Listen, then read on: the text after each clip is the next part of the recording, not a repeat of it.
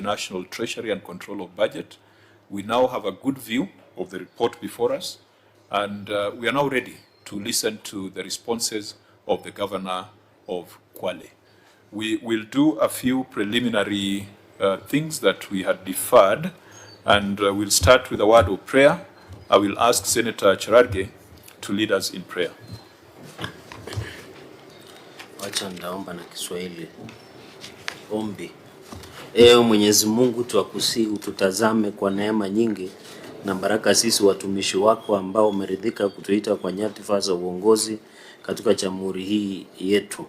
Twakuomba utujalie tuyatende na kufikiria mambo yote yatakayofikishwa mbele yetu kwa njia ya haki na uaminifu, ili kustawisha amani, ufanisi na heri ya nchi hii yetu na wale ambao haja zao umezikabidhi mikononi mwetu. Amen. Amen. Thank you, Senator Cherargei. We will think we had a few members who had stepped out, so we'll do the adoption of the agenda. I propose.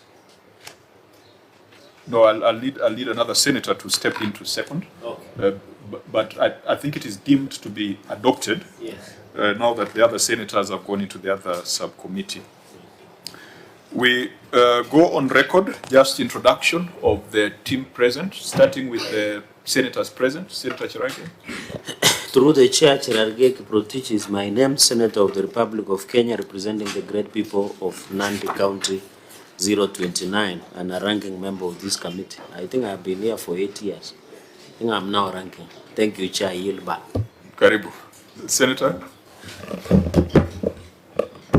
Thank you, Chair, members, Secretariat, Governor, and your team. My name is Senator Raphael Chimera, Senator from the great county of Kwale.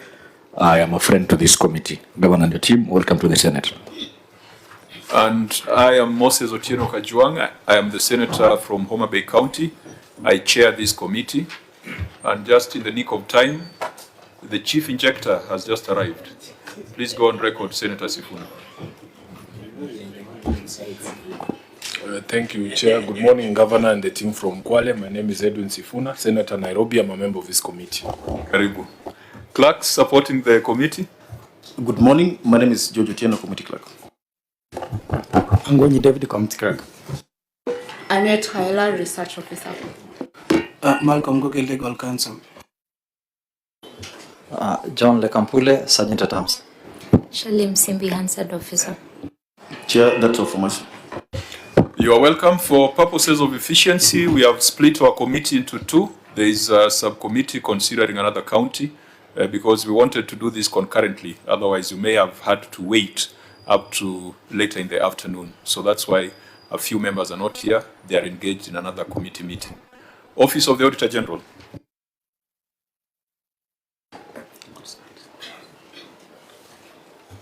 Thank you, Chair and members. My name is Samuel Obonyo from the Office of the Auditor General, Mombasa Regional Office. Thank you, Chair. My name is Leonard Opar, the Director of Audit, Mombasa Regional Office. Thank you, Chair. My name is Gumbo Agneta from the Office of the Auditor General. Karibuni. National Treasury. Today we have apologies from the National Treasury, but we have the control of budget. Thank you, Chair and honorable members. My name is Dishon Mohabashi, Parliamentary Liaison Office from Office of Control of Budget. And we also have the EACC. Thank you, Chair, honorable members, Excellence Governor Patrick Inoti from the EACC. Thank you. Karibu. Patrick, you are not gone on record. Yes, Chairman. My name is Patrick Muriuki, the Liaison Officer from the Office of the General. Chairman, you realize we have two meetings today, so I'll be running between the two meetings. Yeah, that's okay. That's okay. Now, did we invite the County Assembly of Kwale? Yes, Chair, we did. I've spoken with the clerk this morning. She told me she's not able to send the team to this meeting. Fine, that's a loss, but we'll proceed. Governor Kwale, go on record. Good morning, Chair and team. My name is Fatuma Achani, Governor Kwale County. We could allow your delegation to go on record.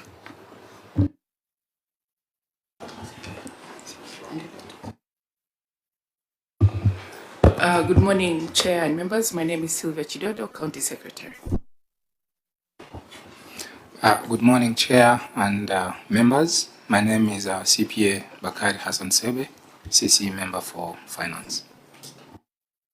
Good morning, Chair and honorable members. My name is CPA Alex Onduko, Chief Officer, Finance, Executive Services and Economic Planning. Honorable Chair, honorable members, my name is Francisca Kilonzo. I'm the CC in charge of Social Services and Talent Management. Thank you. Good morning, Chair and honorable members. My name is Salim Gombeni Suleiman. I'm the County Attorney. Good morning, Chair, honorable members. I am Michael Mutua, CC Tourism, Trade and Enterprise Development. Thank you. Morning, Chair. My name is Ali Joto, the CC in charge of Roads and Public Works, Kwale County. Thank you. Good morning, Chair, honorable members. My name is Hassan Ngala Chuve, Chief Officer in charge of Trade and Enterprise Development. Thank you, Chair. Good morning, Chair and honorable members. My name is CPA Hamisi Mwakadingo, the Acting Receiver of Revenue. Good morning, Chair and honorable members. I'm Salim Zimbu, Chief Officer Roads and Public Works. Good morning, Chair and honorable members. My name is Anthony Mamunga, Chief Officer Tourism and ICT, Kwale. Good morning, Chair and honorable members. My name is CPA Biasha Gasare, Director Internal Audit, Kwale County. Good morning, members and Chair. My name is CPA Chariga Kuria, Director Accounting Services, Kwale County.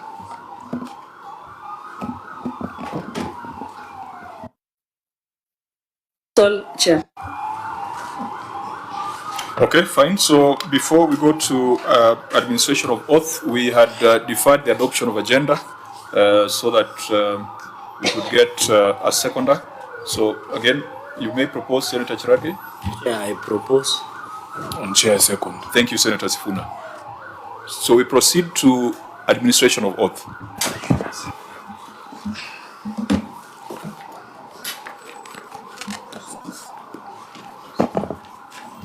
I, Fatuma Mohammed Achani, do solemnly swear that the evidence that I shall give before this committee in respect of the matters before the committee shall be the truth, the whole truth, and nothing but the truth, so help me God.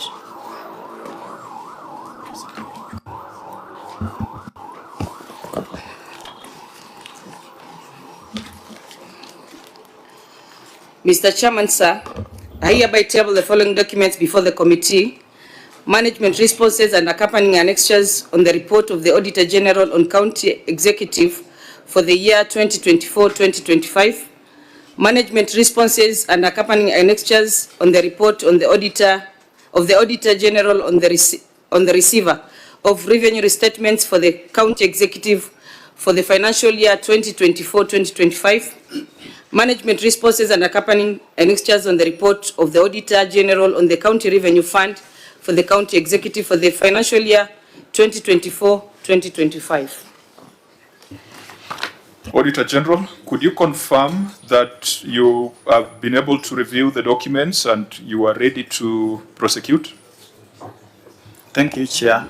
I can confirm that responses to the audit reports for the year under review were received in our offices on 26th January 2026, and they are in the form and manner that is prescribed by law, and the missing can proceed, Chair.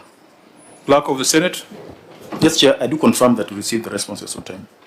Fine. In that case, unless there is any preliminary matter, I believe we should go straight to the report of the Auditor General, beginning with the report on the County Executive. Now, we must set some ground rules. We are seeing a lot of documents on our desks. This is not an audit session. The audit has already been done by the Office of the Auditor General. They were in Kwale for a period that perhaps did not exceed or was not less than 3 months. How long were you in Kwale, OAG? Chair, we were in Kwale from the month of September 1st. From September to December? To December. To December. For the final audit. Yeah. So the audit has already been done. In the 2 hours that we'll be sitting here, we will not be carrying out x-rays and CT scans. We will just be doing prescription. Because the auditor has already done the x-rays, has done the CT scans, has done the blood tests. We are not going to repeat that. Our job now is to make recommendations, which then, once adopted by the House, we will require you to put in place. So we get a bit worried when we have records, we have accounting records coming to the Senate rather than being sent to the Auditor General. So if we take that approach, we will move very fast. If there's an issue where the Auditor General agrees that the documentation has been provided, we will not waste time on it. If there's an issue where the documentation has not been provided, we will also not waste time demanding for it. We will just make recommendations because they ought to have been provided at the time of audit. So let's proceed. And before you give us your opinion, let me ask Senator Dulo to go on record. Karibu. OIG, what was your opinion on the financial statements for the executive? Chair, the opinion for the financial statements for executive was qualified opinion. Now, let's go to the basis of that qualification. And submitted an inaccurate employee costs. You have confirmed that subsequent to the audit, you have received the documentation. Chair, I can confirm that we have verified schedules that have been provided by Kwale County, and they support the difference that was noted. So, Governor, our prescription there is administrative action. You must take administrative action on the officers who fail to provide the documents during audit. Unsupported expenditure on other grants and subsidies? Chair, on unsupported expenditure on other grants and subsidies, these were expenditures, or there were grants paid to county TVCs, and management has provided documents in support of the expenditures or the transfers. But given that the audit had been closed by that particular period, we can only verify the same documents during the subsequent audit. I think subsequent audit is too far. You have to do this within the 60 days implementation period. So, Chairman, will reorganize our teams and verify from the respective TVCs and furnish you with the report. Fine. So, unless there's a different prescription, honorable members, I think we can allow the auditor to advise us on this in the next 60 days. Unsupported voided transactions? Chair, on this, management has provided explanation that they indeed wrote a letter to National Treasury, and we are not able, however, to confirm whether there was approval from the National Treasury. They have also indicated that they had not forwarded their requests to COB, so they should also demonstrate that indeed the requests had not reached the level of COB. So then this we must put to the governor. Yes, Governor, Chair. these transactions that were voided, had they been approved by the COB for payment? They have not been approved by COB. They have not been approved by COB. No. So this voiding, was it year-end procedures, or what was it? Okay, CC will.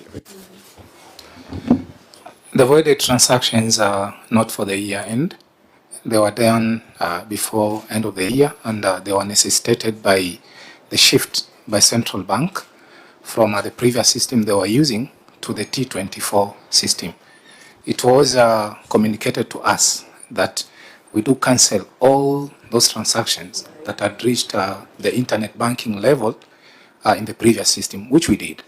But later on, the system implementation was postponed to 1st July 2025, meaning we voided them.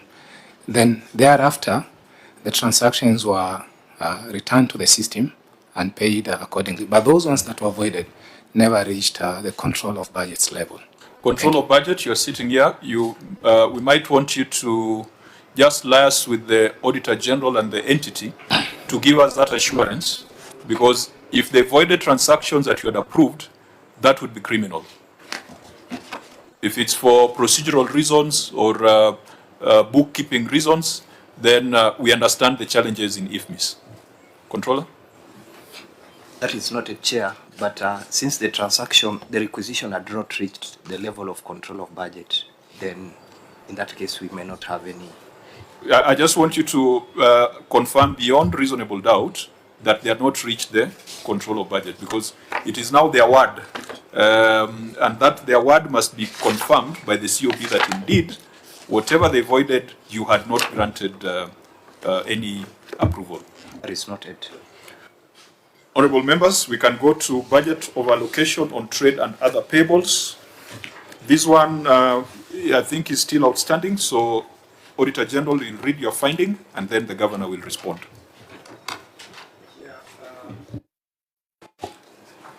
Chair, the statement of financial position and note 32, the financial statement, reflect trade and other payable balance of 2,956,470,310. In 2023-2024, the balance was 1,931,836,751.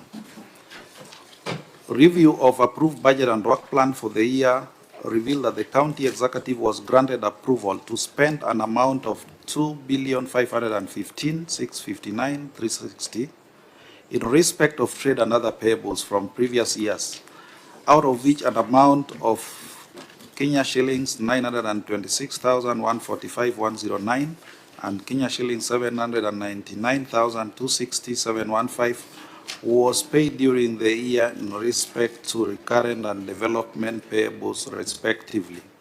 However, the existing trade and other payables balance brought forward was lower than the approved allocation, resulting to an over allocation by an amount of 583,822,609, thus compromising budget credibility and authenticity of the expenditure.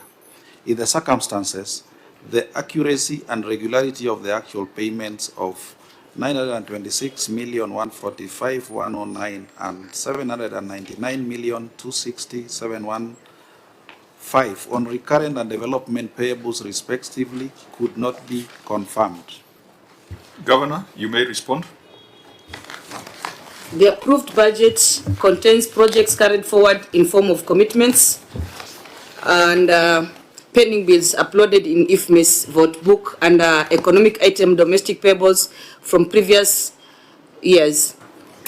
COB uses the pending bill votes in vote book to approve payments for both pending bills and pending commitments, and as contained in the approved budget as summarized below. The total domestic payables vote as per vote book is 2,924,407,976, while the total approved by the control of budget is 2,515,659,360. Hence, the approval to spend was within the budget. There's a table which shows the figures. And the total payments, which is 2,308,351,773. Auditor General, what do you make of that response? Chairman, while the governor, honorable governor, has attempted to explain this, what we are asking is what was the basis of the budget of 2,515,659,360, given that the payables balance as at 2023-24 was 1,931,836,751.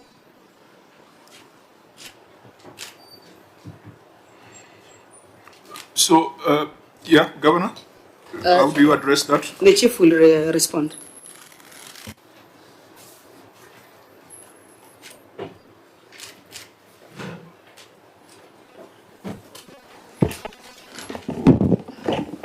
Honorable Chair, that vote for domestic payables carried forward contains two items: pending bills and projects that are ongoing for a previous year that we carry forward into the next financial year, so that we have a provision to pay. So all, when you put them in IFMIS, they go under one code. That is domestic payables for previous years. Now, what we withdrew from the controller was 2.5 billion, 2,515,659,360. That is the approval the controller gave. From that vote, which it comprises of 207,307,585 for municipalities. Why we are separating that from municipalities? Because municipalities make their own financial statements, but it is still under the same code, which remains for executive, which is 2,308,351,773. And that is what we are breaking down into pending bills of 405,825, and commitments brought forward that were paid, where we sought approval from the controller, is 582,945,949. So that is the vote we're using. And remember, Chair, when we were here last time, the committee recommended that we do not bring in pending bills as supplementary. So we changed that so that now in this financial year, the projects that have been carried forward have been budgeted properly as rollover projects, and the pending bills have been accounted as pending bills to avoid lumping them in these votes of domestic payables brought forward. The question is, did you have a meeting with the OAG before coming to Nairobi? Yes, we had. Did you give that explanation to the OAG? Yes. OAG, that explanation, because, I mean, we'll get lost in technicals. As I said, you have done the diagnosis, you have done the CT scan. Our job is to prescribe. We don't want to go back to the X-ray. Having listened to that explanation from that gentleman, what is your position? Is it still your view that there was budget overallocation? And if it was budget overallocation, does it then mean that they paid more than they ought to have paid? Because the layman interpretation here would be that they paid 583 more than they ought to have paid. It's the impression that we should take home. Yeah, not really. I think it has become more clearer during this committee meeting. Something that it should have done earlier. But nevertheless, I think it is important that these explanations and documentations are provided at the point of audit, so that we do not come here and labor over issues which we should deal with at our level. Senator Chirage. I think mine, Alex, you have just explained what your governor read. You didn't give us a way out. But I think the basis was, it is about the budget, because the OAG was talking about the budget credibility. I think the issue was, what was the justification or the basis of these expenditures? And I've seen you have provided, is it a budget extract, Governor? Is that the position? So let me ask the OAG, you have talked about the reliability of the budget. Did you want to see an extract of the budget that this money was allocated and approved by the county assembly? So that you see this budget line, including the pending bills, the domestic payables and others? Or was it the issue of non-provision of documentation, which is a violation of the law? I yield back, Chair. Yeah, Chair, it was a non-provision of relevant documents for yes. Budget, sorry, Chair, have you seen the budget? Chair, we have now seen. Okay. Yeah. But I thought also in that was assented by the governor. You know, the tentative budget, so this budget you are talking about, it was assented by the governor, you have a view of it, and you have a copy. Chair, we do. Okay. Now, the documents that we have, unless the members have, that note 32 seem not to have been printed out. I don't know. Members, do you have visibility on note 32? No, Chair. Because if you had note 32, we would have been able to see the aging of your trade and other payables. We'll be able to see how much of it are staff payables. Can you let us know, you close the year, when you close the year, what was your total outstanding payables? Break it down between staff payables and those ones of other debtors, and break it down by age. Chair, I think I can see in page 41 of the financial. It's in page 41? Yeah. I Maybe think mine was not printed. Note number 23 or number? Page 41. Yeah. And they are talking of under 1 year was 2.5 billion. So if we have it, maybe clerks, you could get me a copy of that page. On the original certificate. On the original certificate. Page 40. Page 40, 41 yeah, here. just produce it. But even as because this is your document, you might want to tell us, be the one to read it out for us. Okay. Because if Senator Cherargei reads it, you might claim that those are numbers from Nandi. No, Chair, but I have a copy of the OAG certificate. Yeah, I'm protecting you. Let the governor read the numbers. Okay. Yeah. Okay. Thank you, Chair. In the financial statements that we submitted for audit, our analysis are debts that are under one. Start with the total amount you close the year at. The total amount was payable.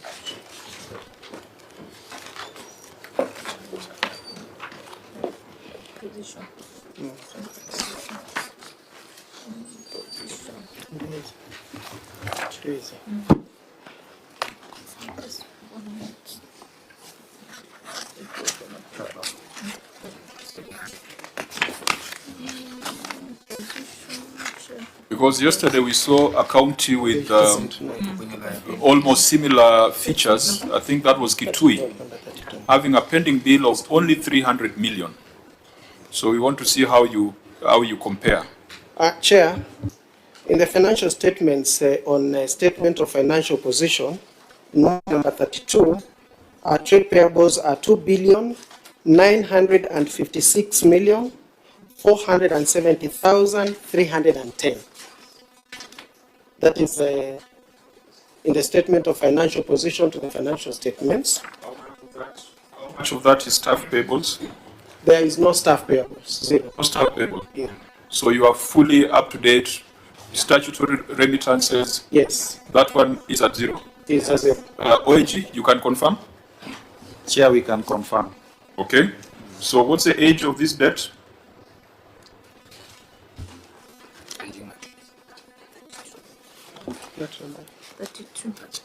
Chair, just out of curiosity, number 32, trade and other payables. There is other payables, what we call staff claims, 13 million, and employable payables. What is this 287 million? 919,937. This one, it was the opening balance here, first position, but as of the close, this one. These are allowances. Yeah, Chair.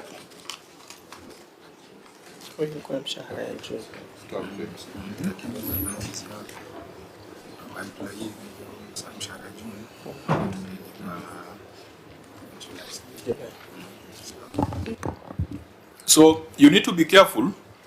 The fact that I still don't have a copy of Note 32 does not mean you are going to take me round in circles. Because I can see numbers relating to staff in that schedule. Yeah, that is in our financial statements. page 49 of the financial statements, which is note 32. Yeah. So, Senator the opening statement. Yeah. That is as at 30th June 2024. So coming into 1st of July, our trade payables were 1,628,822,736. Then there was staff payables. That is 1 month's salary for the month of June. 286,919,937. Is it 287 or 287. Oh, you are saying 286. 287 maybe million. You can sit, maybe when you stand, you don't... No, let him just stand. I think it's good for visibility. Oh, for visibility, okay. Yeah. Okay. Then other payables, which are staff claims. Staff claims is reimbursements for staff allowances. At the opening of that financial year, we had 15,094,078, which totaled to 1,931,836,751. At the close of the financial year, that is 2024-2025 financial year, trade payables were 2,927,168, and other staff payables were 13,543,142, which gives to a closing total of 2,956,470. Sorry, 2,956,470,310. And the aging analysis,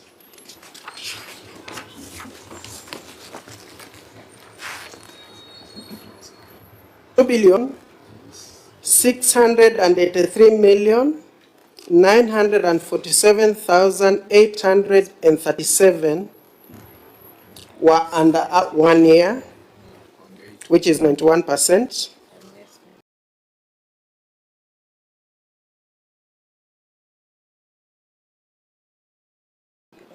One to 2 years was 114,598,518, and between 2 and 3 years, 157,923,892,000, which is 5%. Yeah. So why do you have that huge figure under 1 year? Was that a delay in exchequer? Yes, the reason is delayed in exchequer. Mostly they were for projects. How much was released outside the reporting period? Does it net off that amount? Yeah, it does. How much was it? There were two installments. Yeah. There were 2 installments that had not been released by the end of the financial year. And what was netted off also was, and there are grants also that are part of this figure. So Governor, you're saying if you would have received your remittances in time, you would not be having 2.6 billion outstanding for that year? Yes, Chair, because most of the projects were complete. Okay, so if that was the case, why are you still holding 271 million worth of pending bills that are over 2 years? If we are using the principle of FIFO, why do you have 157 million that is 2 to 3 years, 114 million that is 1 to 2 years? What is the problem? Why can't you pay them if it's a fast charge? Chair, as I'd explained earlier, that in that vote there are 2 compositions. There are pending bills and work in progress, which we call commitments. So if a project is not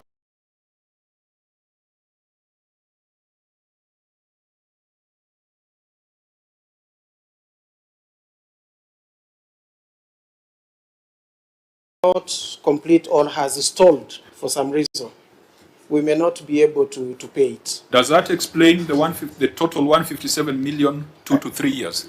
Because that could be just one speculation. if you are to provide a schedule of pending bills totaling to 157, that is between 2 to 3 years, are they all going to be work in progress? Or there are people who supplied vegetables 3 years ago and you don't like them and you're not paying them? No. It will be projects. We would submit that analysis, Chair. Governor? We've paid all the certificates as at now. So with the release that came late, as we sit today, your pending bills are not in the billions. No. As we see general, you might need to check that because I don't want to be too quick to congratulate them until we have the facts. Senator Sifuna. But Chair, this is the first instance. You know, we had an entity here which was budgeting 100 million for pending bills that were over 2 billion that would take them years and years to clear. This is the first time I'm hearing such an accusation from the Auditor General and happening in Kwale, so that we don't have to come here to clear the air. I don't know if it is the Auditor General prefers to do these meetings in Nairobi. It appears to be easier to gain clarity when we are in the Senate. Auditor, unless the county does not cooperate at the time of audit. Chair, we are flexible. If you want us to conduct the meeting in Kwale, we are always more than ready. I can assure you, Kwale is more beautiful. We don't have beaches here in Nairobi. We can get you some nice places to where there is a upepo wa bahari. That might compromise our judgment, so we are better off here in Nairobi. Chair, maybe I can weigh in on the debate. You know, Chair, most counties have been grappling with this issue of pending bills. And you've seen that it's happening in Kwale. And Chair, I must implore with you, I must really plead with you that you must congratulate the county of Kwale because of the way and the steps they've taken in making sure pending bills are really reduced. This is the only county that everyone in this country, Chair, wants to be a supplier and a contractor because payments are in good time. And you can see the auditor has confirmed that indeed that pending bill is not that much. And I'm sure government is taking steps towards making sure the same is addressed. So Chair, really, you should really congratulate the county. Other counties have appeared before me and we hear very colossal figures, 2 billion, 3 billion in form of pending bills, Chair. Chair, let me protect you. Whose instructions are you working on today? I am under no instructions, Chair. I'm just solely relying on the audit reports as it is and the explanation by the able gentleman, our Chief Officer, Mr. Undoka, Chair. Okay. Chair, Senator Jimera should choose whether he's with the committee as a friend or a friend of Governor. Maybe Governor, before congratulations come and flowers, what is the pending bill as of today?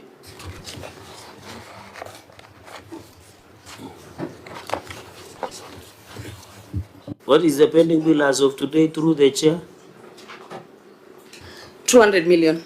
Around 200 million. Then there can be no congratulations until you achieve zero. We'll give you flowers and chocolates and congratulations. Tell us about Nandi payment bills. No, Nandi is not under review. We'll handle Nandi at that point, so relax. Fine. So Auditor General, I think we keep this in view.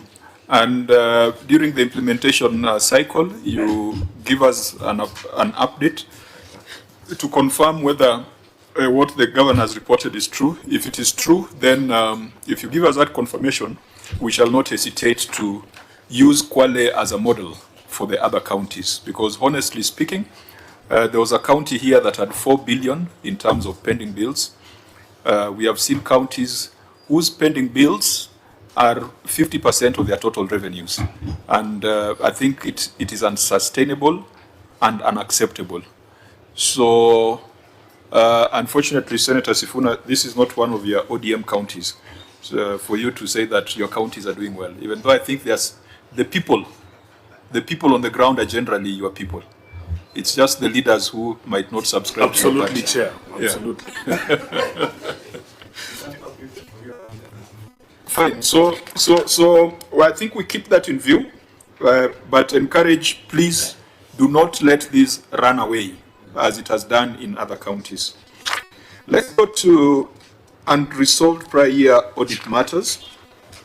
There were 14 issues that came out of our conversation the last time you were before the Senate. Again, we made recommendations. Those recommendations ought to have been implemented. Governor, can you confirm that the 14 issues listed here, you have responded to them, to each of the issue in your written responses? Yes, Chair. If that is the case, because if you are to discuss them again, it will be like going back to the meeting we had last year. But there are two projects that we had flagged where we want to get an update: construction of wholesale market at Kombani and incomplete construction of governor's residence. So on construction of wholesale market at Kombani, is this the one that had a court matter? Yes. Could you tell us how far you have gone with this? The matter has been before court for, however, the county received a ruling on 21st January 2026 allowing access, occupation and operation of the market. We've attached the court ruling.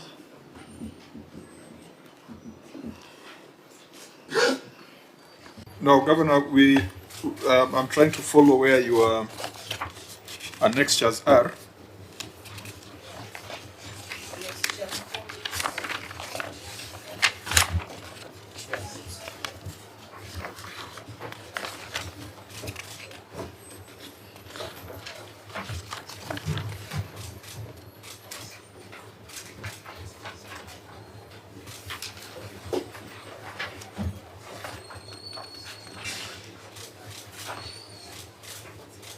You can see the documents are paginated. Maybe you can refer the page.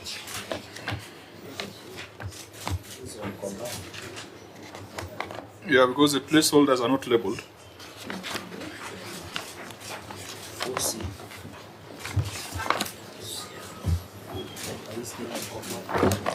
Yeah, Kombani.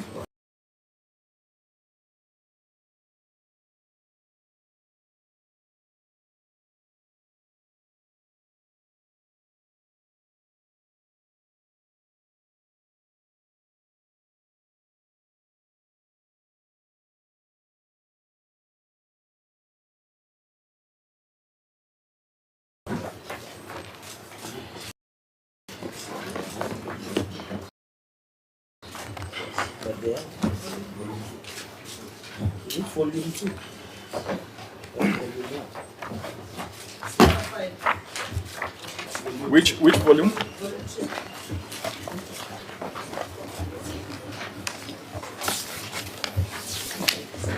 Yeah, these are the things we say should not be happening in the Senate, going through records after the audit has been done.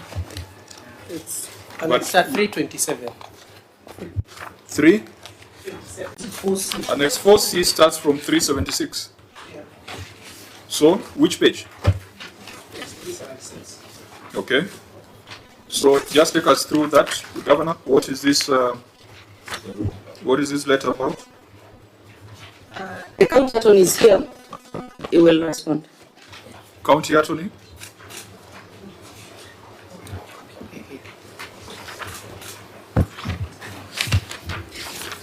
Last time. Chair, the Kombani market matter has been in court since 2021.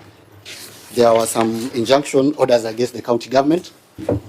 Chair, I want to confirm that the matter has so far progressed to hearing.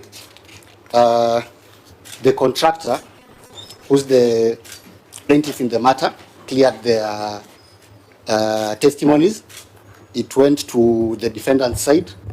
I wish to confirm that of our 5 witnesses, 3 have so far testified. The matter came up for hearing last week, and it previously had a hearing date for today for it to be finalized. But on Thursday, when the matter was coming up for hearing, this testified, then we were given a further date to... What is the purpose of this document you have exhibited? What is the import of this ruling? I was coming to it, Honorable Chair. Chair. Thank you. Because we are all looking at it and wondering how that story you're telling us is relevant. I'm rightfully guided.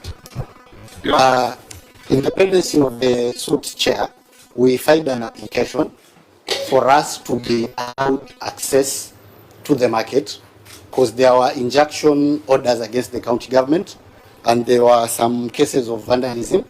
So we made an application to court, and on the 21st of January, The court ruled on that application, and they allowed the county government access to the market for purposes of securing the market. And there are some 2 sheds which were outside the scope of the Kombani market project that we were also given access and the right to use. So as the matters go through that labyrinth of court applications, only 2 market sheds have been put to use. Yes, Chair. But were those part of the total amount that the Auditor General queried? The 2 sheds were out of the scope of the Kombani market project, but the orders gave us access to the market for purposes of securing the market. But in the construction of the market itself, yes, whatever was paid for, yes, is still not put to use by the traders of Kwale. Yes. Because those 2 sheds are outside. But they are within the. No. They are not part of. They are out of the scope of the Kombani market project. Yes. Chair. So Kombani market, whatever was defined as Kombani market, is still not value for money, because the traders of Kwale still cannot use it because lawyers are still arguing in court. That is the position, Chair. Okay, so since it's a matter that is live in court, I think we discussed this at great length last time you were here, even in the preceding year that you were here. I think it's a great disappointment that citizens can see a market with their eyes. They can see their money in that market, but they can't be allowed to do any business in it. So just for clarity, has fencing begun? Not yet, Chair. We received the orders on 21st of January this year. So we keep this in view because it's a recurring matter. I think we'll look at the details of the written responses and if need be, make further recommendations. But I believe last time we made certain recommendations which we will track to see whether they've been implemented. Maybe out of this, as the county attorney, some of these issues emanate from lack of ownership documents. Remember last time we were discussing about land issues. Have you been able, for example, in number 7 on the ownership documents of ECD centers in Kwale? And Chair, let me disclose the distinguished advocate was my classmate. And he's doing a good job. Thank you. Why are you looking at you like that? I hope this one is real, because you used to claim that the lady from EACC was your classmate. She can confirm that Patricia, myself, and I were in class together. It is true, Chair. He and she and Patricia. Okay, the same fine. class. Let that not be a sign of favor on the part of the members of the committee. Yeah, so Senator Cherage, you have taken us back to issue number 7. Just comment on lack of ownership of construction of ECD centers. Have they been now secured? Because we know that region normally has a problems with issues of land. So very, very quickly, that was a prior year audit matter that ECD centers do not have ownership documents. Yeah, Chair, maybe before that is answered, the attorney said they have not fenced off the property. I just want to understand, now that we have orders to have access to the market,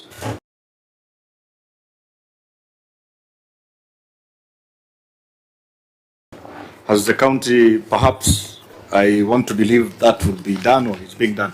Just clarify whether you've taken steps towards making sure there is enough security on the property so that this vandalizing stops. Thank you, Chair. We've made considerable steps.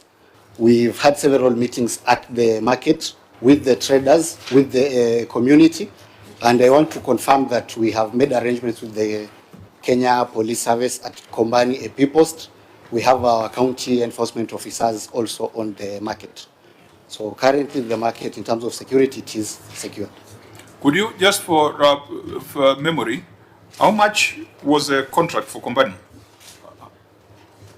How much money is just sitting there, idle? as lawyers slug it out?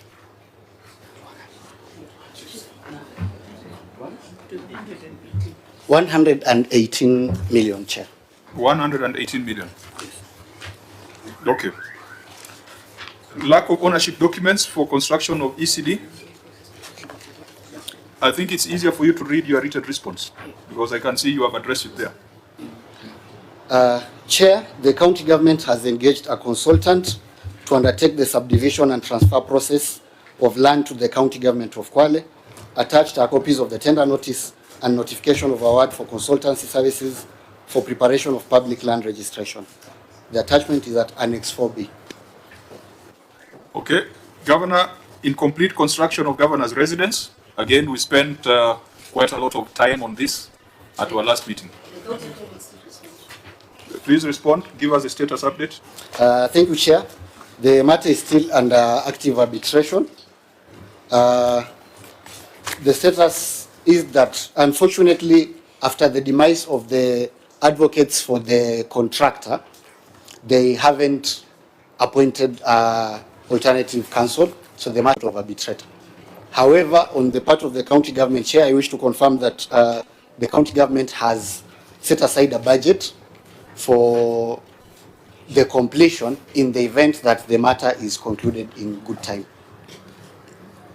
So this 50 million budgeted would be on top of how much that has already been spent?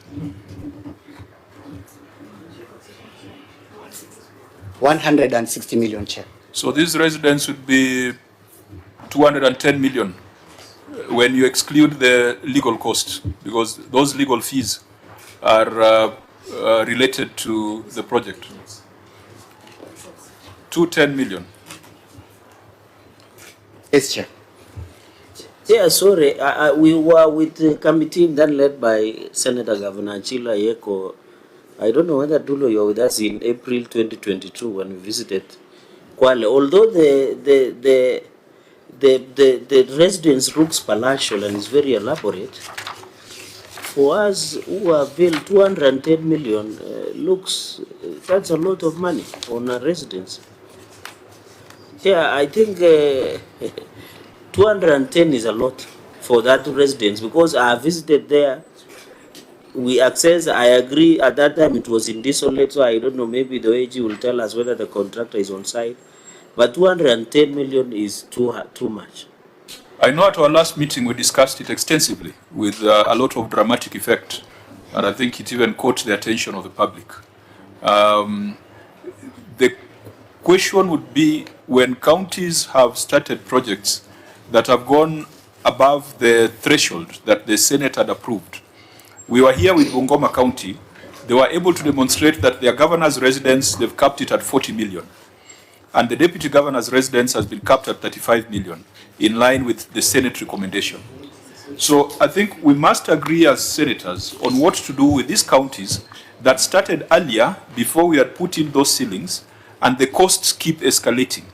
Because if Bungoma had that Kwale is doing a residence at 210 million, I'm sure the governor will want to make adjustments so that they can be like you. So I think, members, we must take a very clear position to the House on how to deal with these counties that started earlier, but then they've been caught up in tussles, and then the costs keep rising. But I think the last meeting, it must have been Senator Sifuna who was quite alarmed at the expenditure, and I believe we were asking all sorts of questions on the kind of residence that we are putting up. It is a problem. This committee needs to address it and come up with a proposal for Senate to adopt. We said you needed to perhaps achieve this in a phased manner. Have you considered that approach instead of trying to complete everything at once, Governor? Yes, that's what we are doing. So this 50 but we are million, waiting for the arbitration first. This 50 million, can deliver a building in another county. So if you budgeted 50 million, what is it meant to achieve? Through Chair, this is per engineer's estimation. Yeah, so what do they want to... This is to completion, I guess. Completion of the entire project or completion of a phase? Because we had advised you last time to face the program, the project. It's a face. Which face is that? That is 50 million. Maybe. Because Bungoma is putting up a governor's residence at 40 million. It does, but if it's a face, if you agreed you are going, it's quite interesting that you've allocated an amount equivalent to what other counties are using to put up a complete residence, just for a face. Thank you, Chair. As we face up the project, there are aspects of the project that you have to do 100% complete, like drainage. Because when you do drainage, and looking at the landscape the way it is, it must be complete even for the other buildings. If you are doing access, it must be access from the road to the residence alone. So that is why that it's not just the house itself, but we have to complete in aspects of drainage and part of landscaping for that building. But Chair, interestingly, you are talking about landscaping before the main substructure. I thought those are things you do after. And I thought the residence is not far from the main road. No, now, from the structures that were done, there is no drainage, solid waste disposal is not done. So we have to do that drainage for the liquid and solid waste. Then we have to do drainage for runoffs, for the building, as we complete the main building. Chair, just a quick observation. I think, Chair, you have made, we need to take back to the floor because we had capped the construction of governor's residence to be 40 million. I think for the speakers, 35 million and 35 million for the DGs. So I think now the question is, we need to convince the Senate why Kwale is doing a governor's residence at 210 against our capping of 40 million. Although I remember your neighbor spent over 110 million plus in buying one in one of your neighborhoods. Finally, Chair, in this one of arbitration, just an observation. Governor, I can see you said one advocate died, but I can see is this Njuka Consolidated Company Limited. There are almost more than 5 advocates. So why don't you, because if it is intended, my worry is that that building will get wasted away, the fact that nothing does, and you and me know that. So why when one advocate dies, everything stops? Is this the same people from Njuka Consolidated Company Limited? Honorable Chair, Njuka was being represented by the firm of Dr. Mutubwa. The firm was on record for Njuka, and unfortunately he passed on. And since the demise of the advocate, they have never replaced their representation. So through the Chair, sorry for taking law, so long as Njuka does not appoint any advocate, this thing will stay in abeyance for the longest time. We've written to the arbitrator. Okay, so since it's a matter that is live in court, we will review the responses that you have put there. But the key thing is, let's not have monuments in Kwale that have been put up but are not being used. We have seen that the other project, the market, is now looking like a monument because it is nicely done but not utilized. The governor's residence is also becoming a monument or perhaps a white elephant. So members will need to craft recommendations and take to the House. Sorry, Chair, let me just correct for the record. I remember in April 2020, the Finance and Budget Committee, I think the governors were supposed to do a maximum of 45 million. County deputy governors was 35 million and county assembly speakers was 35 million for the constructions of their residence. Sorry for saying 45. And we have proven that some counties have stuck to those limits. Correct. And I think Bungoma was sitting where the governor was. They confirmed to us that their budget was 40-point-something million. Let's proceed with the other issues in the report. There was a non-compliance with the FIF Act. Auditor General, you indicate that in as much as they've tried to account, there's still 4.9 million outstanding. Yes, Chair. As at the close of the financial year, they have now demonstrated that they paid or they reimbursed 31,446,211.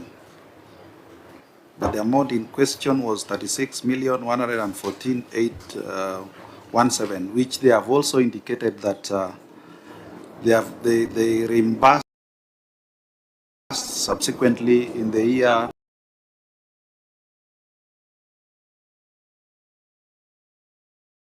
2025-26, which is still under audit.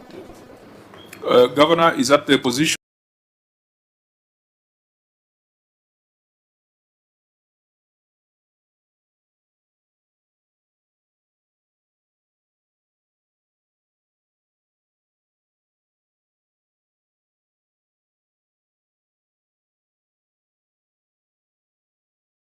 Yes. So, Auditor, what do you recommend? We allow you to review it in the subsequent period? Chair. Fine. Irregular drilling of borehole at the industrial park. The question we must ask, is there a borehole at the industrial park? Yes, it is there. Is there water? Yes. Is it being drawn? Is it being used by the public or whoever was supposed to use it? Yes, it is being used at the construction site. So now we can go back to the regulatory compliance issues. Drilling permits, hydrological surveys, and NEMA approvals. Auditor, were those ever presented to you? Chair, subsequently, the same... 27th January 2026? Yes. Does NEMA approve once after the fact? Governor, how can you give us a NEMA approval of last month for a borehole that has already been dug and water is being drawn? Chair, the CC is here. He can respond. Because that calls into serious question the authenticity of that approval. Where's the CC?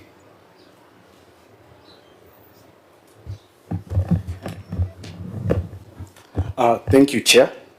Chair, I wish to respond that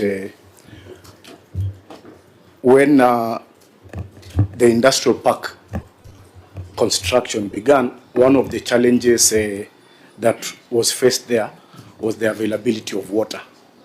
So this, the entire contract for the industrial park included the drilling of a borehole. So the contractor began drilling the borehole, but when we realized that he has begun drilling a borehole without the required documentations, the accounting officer did write a requisition for them to provide those documents. Eventually, the documents were provided, but there was a delay in providing the documents, though the construction was still going on. I don't know which question you're answering. The question we want you to answer is why you have provided a NEMA approval of 27th January for a project that was already complete. And the other one that you must assure us is that you have not cooked some document in River Road and brought it to the Senate. Honorable Chair, the project is not complete because it was an entire county aggregation and industrial park. The specific drilling here is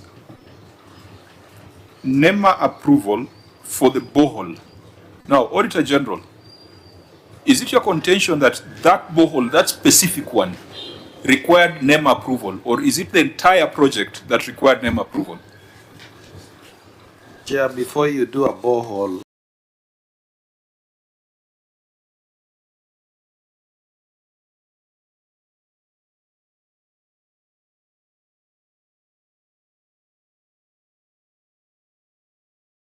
you need NEMA approval.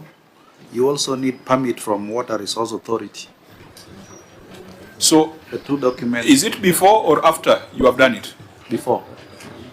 So, what kind of deals are you guys doing with NEMA such that you are getting your approvals after? Senator Sifuna. Totally different direction that I want to go. Yes. Thank you, Chair. To Malizani Haraka, then I hand you over to Sifuna. Thank you, Chair. Chair, the client in this, the point I'm trying to bring forward is that the client in this, for us, is the contractor. So the contractor, before they begin drilling the borehole, they were supposed to provide these documents. When we realized that these documents were not there, then the accounting officer wrote to the contractor to ask them to provide these documents. That was after you had paid? No, before. The request from the accounting officer to the contractor is that was documented? way before. Is that Yes. documented? Yes. Is it in the files?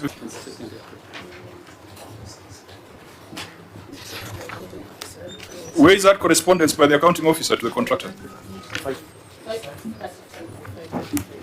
Chair, page 535.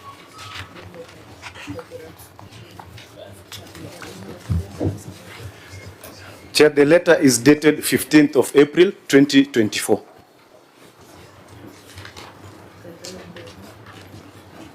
So Hassan Gala, is that the gentleman speaking? Hassan Gala is the accounting officer, Chair. The date of that was? 15th April, 2024. Was there any response from Azar Construction Limited? Yes, Honorable Chair. Where is it? On the 22nd of April, 2024. And what was the response? Honorable Chair, the contractor wrote back acknowledging receipt of the request regarding the required drilling permits, hydrological survey, and NEMA compliance. They also did inform that the police be informed that these documents are currently being worked on and all necessary documents will be submitted accordingly within the stipulated times. So who provided that one of 27th January? The contractor? Yes. Senator Sifuna.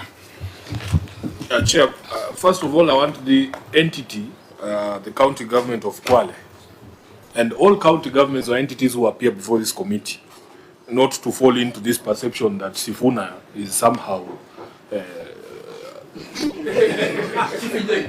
something that is supposed to scare you. When you are handed over to me, it's not supposed to be scary. We have these conversations in order for us to advance the cause of devolution. As you know, I am a firm believer in devolution, and I took an oath to defend counties and their governments.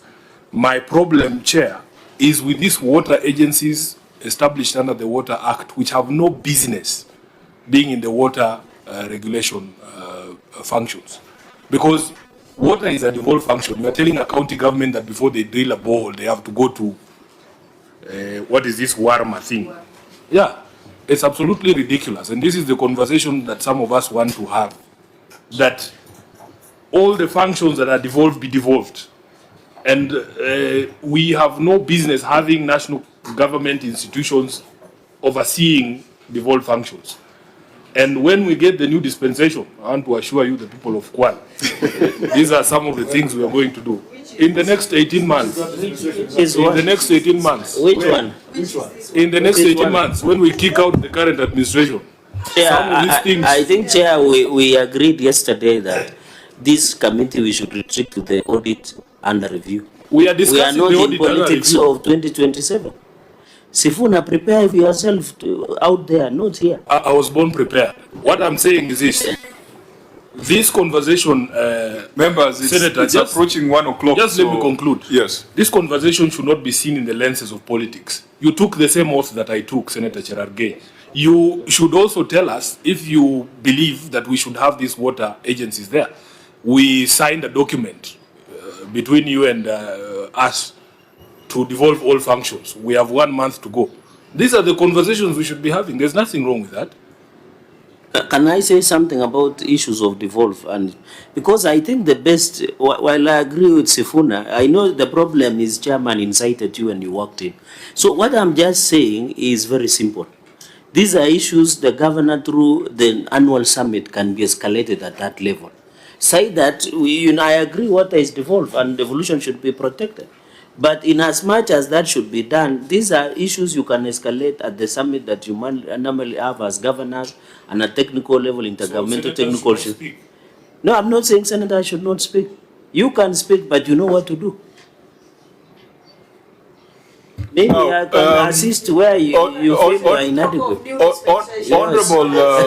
Honorable members, the power is in our hands right now. And I think that Senator Sifuna brings an important point, that there are conversations that we must have. They don't even have to wait for another dispensation. We know that the Water Act is flawed. A lot of money still remains at the center. Agencies that really doing things that counties should be doing. We know the Roads Act is completely flawed. Agencies at the center doing things that should be done by county governments. And really, I wish that could be the conversation we have with governors when they appear before this committee. I wish those are the things that governors were talking to us about, or speaking back at us about, instead of them fussing around on how they are going to be treated before the Public Accounts Committee. I mean, ukiiba umeiba. We cannot gloss over things here. But I wish that the conversation was around the statute and constitutional provisions that need to be brought to life. So even though Senator Sifuna has walked out, we were looking at the example of Flocker. If you've decided to drill boreholes using Flocker money, you'll probably spend 300,000 per borehole on regulatory compliance, isn't it? Because you have to pay WAMA, you have to pay NEMA. Who else do you need to pay? Hydrological survey. You are taking money back to entities that by definition are not national government entities. There was an issue of procurement capacity building levy.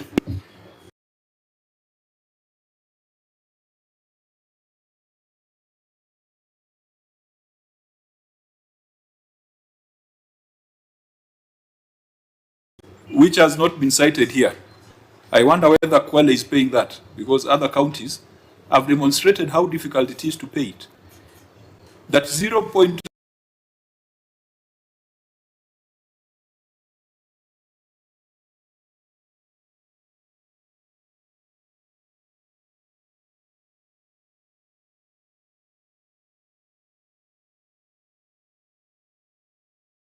0.03%. Is it 0.03 or 0.3% of all procurement contracts shall be disbursed to a levy for capacity building? You know, those are the conversations we should be having with governors. The work that, whatever the Auditor General has said, if money is lost, it is lost. It is not our job here to cover it up. If things are bad, they are bad. It is not our job to sanitize anything. But we are looking forward to the day when we'll be having that progressive conversation on how to amend the Water Act. And indeed, we have attempted to push amendments to the Water Act, but the cartels there are worse than the cartels in Kitui. They are worse than the Sun cartels in Kitui. There's a suggestion that has come from Senator Cherargei. I'm just wondering, Governor, what is this summit that Cherargei talks about, and how many of them have happened since you were elected? There's one that's just like yesterday. Governor? There was one just last year, end of last year. So what is preventing, because you know me, I'm not a member of the summit, what is preventing you from having those conversations that Cherargei is saying you should escalate? We are 18 months to the new dispensation. Senator, you want me to answer you? No, I'm just saying. No. The debate is okay, but don't mention the new dispensation. Why not? No, this is not political platform. Yeah, this that is not politics. Yeah. Why are members oversensitive today? Chair, you know. No one is oversensitive. When people are going home, they are a bit anxious. It is Sifuna introducing strange things to them. Or those cockroaches running from a sinking ship. It's called separation anxiety. Which sinking ship? You know, Chair, you are a member of Broadbase and you are now running into the trap of Sifuna. Thank you, Chair. It's dangerous. Cherargei, thank you, Yes. Chair. You know, Chair. You know he's a rebel in ODM, so don't follow him. Chair, you know, I am to contextualize issues. The context today, with a lot of respect and humility to my senior colleague, Senator Sifuna, you have all the forums, Senator, to propagate your politics out there. Even I think a few hours ago, you were on the explainer, and you had all the chance, Senator, to propagate your politics. Please allow us to do our job. Let us appreciate what is being done in Kwale, where there are issues in Kwale, we just correct. allow the But don't governor play to politics answer in the this forum, Chair. No, the suggestion came from Senator. No, it is you who brought it up, Chair. Boring things, 1.2 million being brought to the Senate. You know, it's not a very elegant thing to look at 1.2 million of projects out of almost a 10 billion budget.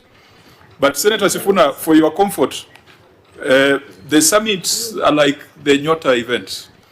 I think I've given you your answer. Let us proceed. Chair, why don't you allow the governor, who is a member of the summit, to answer? You are not, I'm not, Sifuna is not. And Chair, with all due respect, Chair, you need to be careful with Sifuna. You know, he's a blind man on this. He can lead you into a pit. Chair, you are a good man and you might be a cabinet secretary in the next dispensation. Please, guard your interests very carefully. I think that is blackmail. But Summit, Nyota, same WhatsApp group. Let's go to irregularities in procurement. So we'll take note of your written responses. The good thing is issues, which I don't think are beyond redemption. Governor, who is your head of procurement? Is he or she in this delegation? Oh, he's not here. Why? When there are almost 8 issues that have an implication on the professional competence of that office. Chief officer can respond because he's the boss to... Is the chief officer a member of the Institute of Supply Chain Management? Procurement is a regulated profession. Why the procurement officer is not here? Why is the procurement officer here? Because you want us to start discussing dates on contracts, variation of dates, notification of awards, things that any competent procurement professional should not allow to happen. We have 2 pages, actually 3 pages of procurement issues, basic procurement issues. The first thing we would do is indict the head of procurement and ask the professional body to take action. So why isn't the head of procurement here? Because they will say that we indicted them and referred them for disciplinary action without them explaining their story. Governor. Maybe it's a lesson learned. Next time we'll have to be with them. Or do you want to take responsibility as a chief executive officer? No, because most of these things are technical. We find ourselves abused and misused if these are the things that we are coming to discuss at the summit. That a notification letter was done 2 days before or 2 days after. And Governor, if these things came out during the time of audit, how come they were not closed? How can we close them here at the Senate?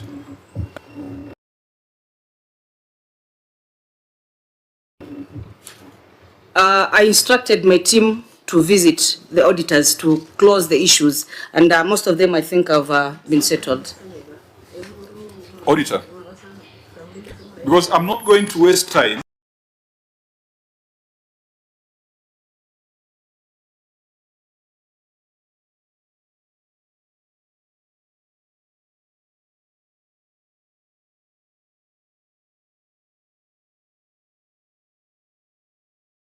Going through issue number 3.1, 3.11, 3.12, 3.13, 3.14, 3.15, 3.16,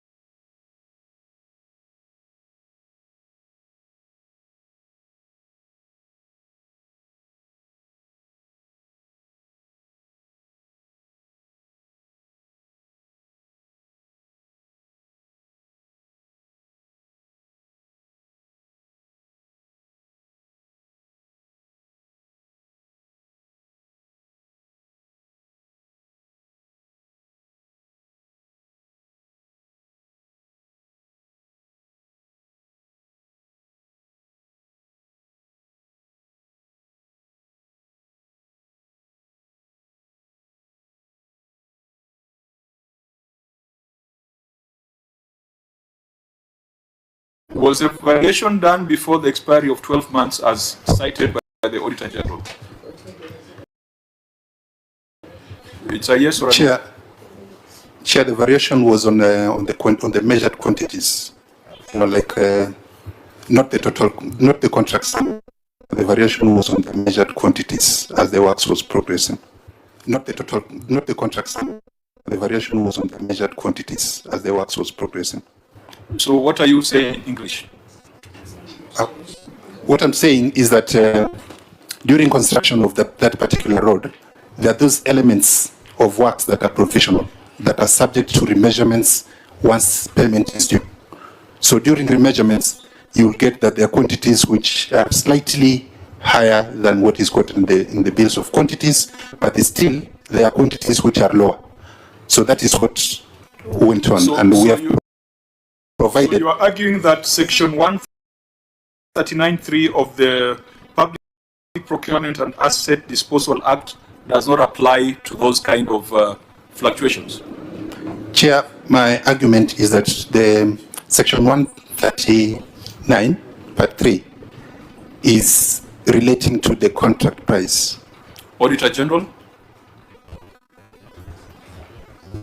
As we go into this is very important to establish, because as we go into this report, there's a place where you have reported that they did variations up to 1,007%. So, can you give us your opinion on what the officer is saying? Yeah, the officer is right.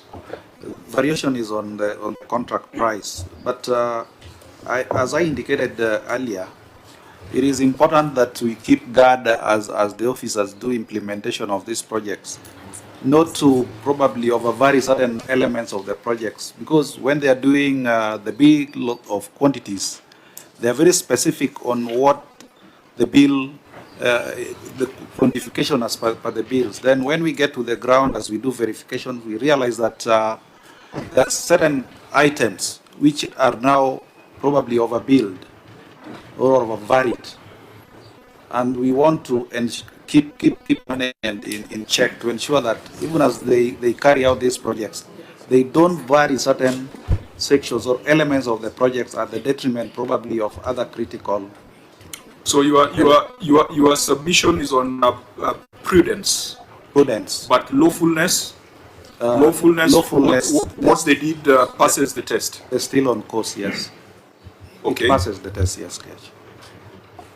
Senator Chimera, your intervention.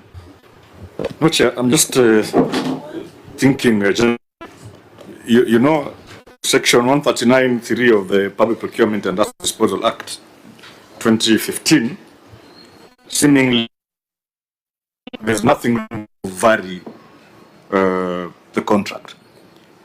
Just that it has to happen within the 12 months from the date of signing of the contract. So as to what the OAG is saying, not within, after. After. So it's lawful to do that. But then again, I'm looking at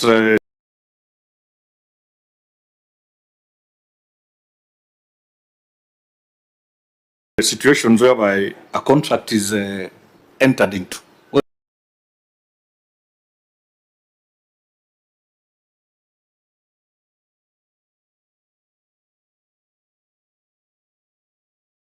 Well executed, and then there could be delays in mobilizing and partially executing that particular contract.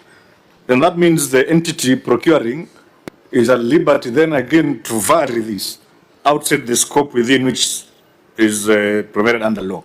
So I don't know, how then do we look at it that way? Is it an issue to do with the law? Because now lawfully and justifiably, the entity being the county government needs to vary it upwards.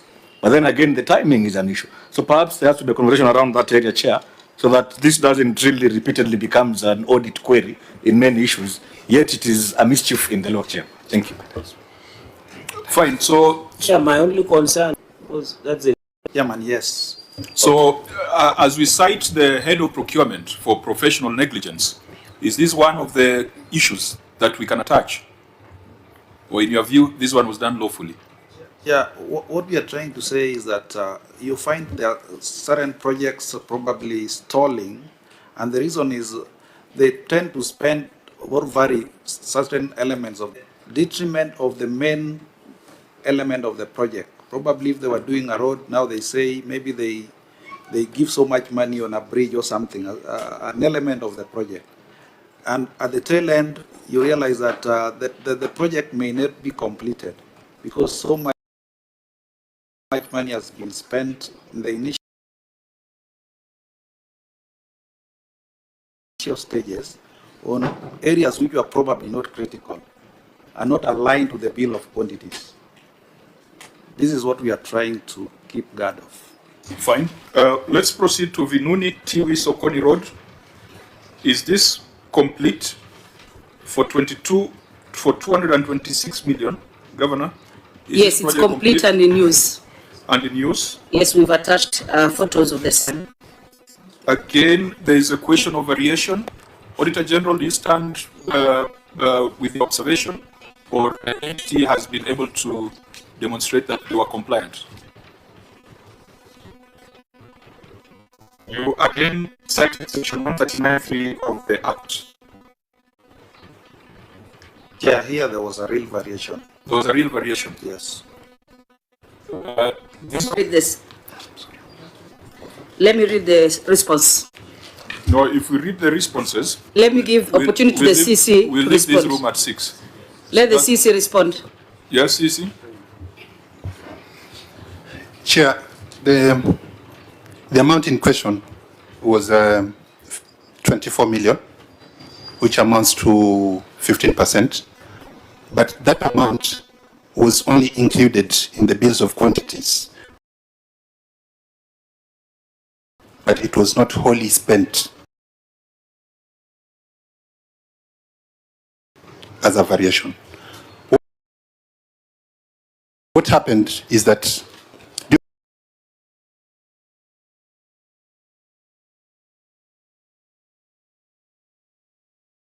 during the implementation of the contract, which was a one-year contract, it was extended by 196 days for reasons of late payment and a lot of relocation works. So the necessity to extend the contract gave reasons to extend preliminaries, which the extended preliminaries gave rise to a need. Variation, or it was a contract extension? Are those the same things? Is a variation and a contract extension the same thing? I'm explaining the need for the variation. You are going too far. Okay. Just take the penalty. You don't have to walk back 100 yards. Is a variation and a contract extension the same thing? Chair, I thought we are not doing audit here. The question is very specific one.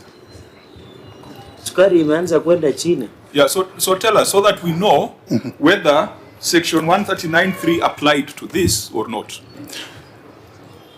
Chair, I want to start by stating that this uncertainties in the future. Was this money invoiced and paid? The 24 million? No. Auditor General? What was paid, Chair? Auditor General, this 24 million you have cited, was this a payment or this was just adjustment of the BQs?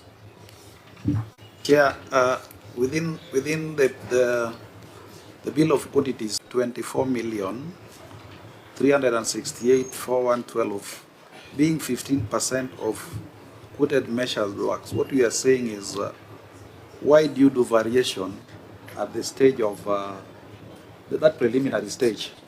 Yes. Chair, that is a good observation reading the audit. Then why would you do variation at the early stages? Yet you at the timeline, the contract aspects are still there. Or is it a plan of stealing? Governor?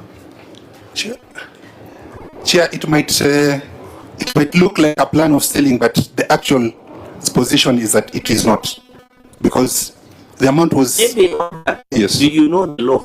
Yes. The law, there is a process of contract extension and variation. You do it after, or even immediately before the lapse of the period for the value of money. Why would you do an early stage if it is not something mischievous? Or the law in Kwale is different from the law we have in the country? Through the chair, let me make it clear that we did not do variation at the beginning of the contract.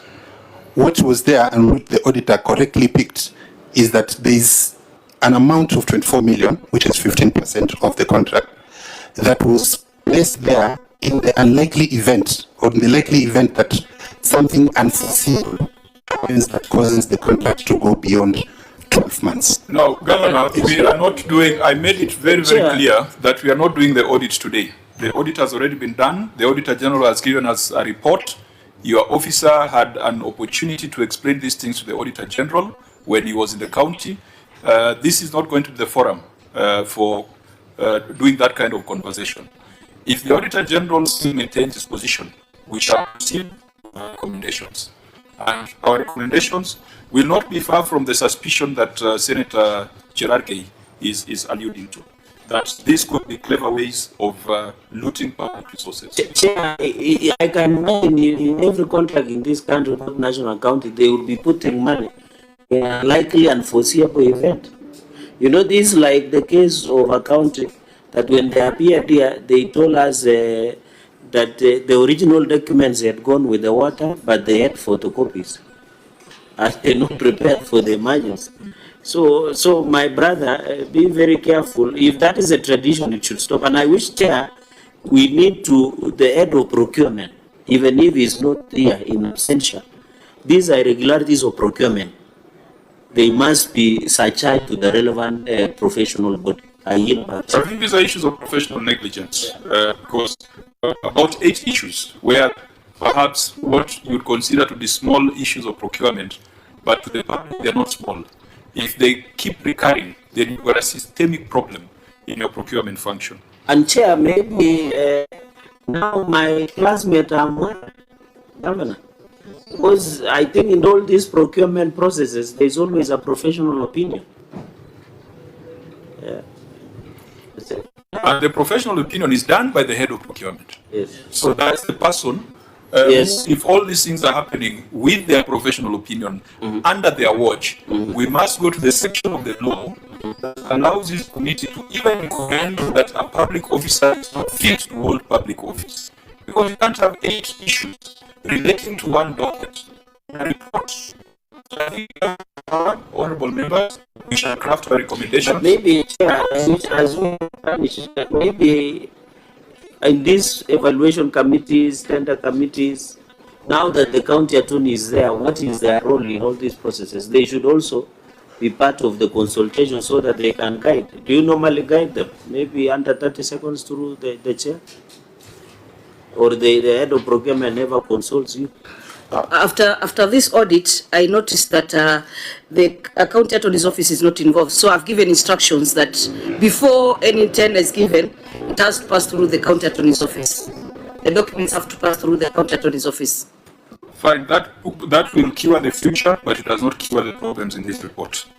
The psychiatry ward, again, regular contract. Irregular means, if something irregular cannot be cured at the Senate. There are people who accuse the Senate of sanitizing irregularities. If it is irregular, it is irregular. If it was irregular at the time, when it leaves the Senate. So let's start with the value for money. The psychiatry ward, does it exist? It is complete. Auditor General, what was a breach in law? Yeah, the issue is what documents, minutes indicated that the winning bidder was awarded a tender at a cost of 17,905. There is no evidence that has been abused by management on whether the price was negotiated with the winning bidder or how the price was valued by oversight.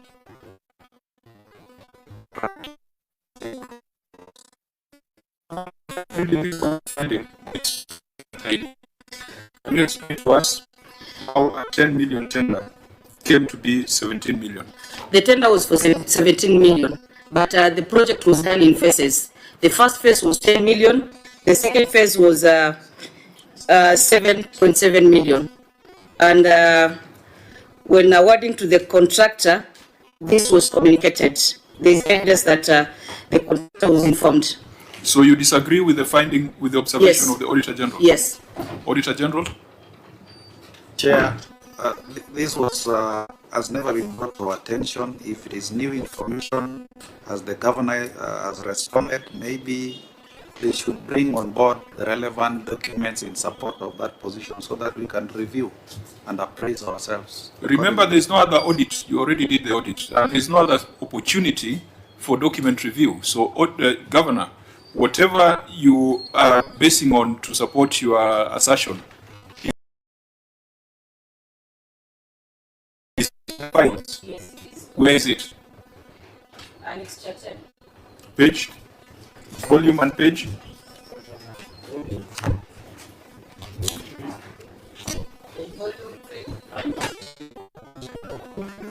Chimera anajua kabla ya governor. Are you the Senate candidate for the governor? The chair shall remain blind and deaf. Yes. For now. Now, Auditor General, you said confidently that you have reviewed these documents, so that page 599, what do you make of it? Because this observation, the way it is, if you are to put it out to the public, it will indicate that this is theft, brazen theft, daylight theft. So, OAG? Yeah, the contract that was given and was reviewed by our teams during the audit of 2023-2024 was for 10 million. If there is another contract which has been availed or they have amended, then that should we should take time to go and review. And also confirm the scope of works that has been undertaken as a result of that maybe varied works. Chair, maybe OAG, I can see from 599, notification of award, it says to inform you that the application for the total of 17,918,205.6. This notification of the award. So the contract has 10 million. So what is the relationship between this notification of the award and the contract? Can be explained by the accounting officer. Okay, Chair, I can see notification about say 17 million. Chair, maybe before that explanation is done, Chair, I just want to understand one thing from the auditor's office. Did you interact with these documents during the audit cycle? The documents that are here as annexures, especially page 599 and page 600, which is a contract, basically, all the way to 6. I think to 6 or 3. Did you have a chance to interact with these documents? No, Chairman. Even as you sit today now?